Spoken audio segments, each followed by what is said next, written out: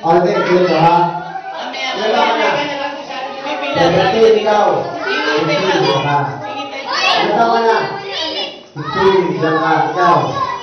17, dito ka. Ikaw, 16, dito ka. Ikaw. 13, dito ka. Tapos kayo.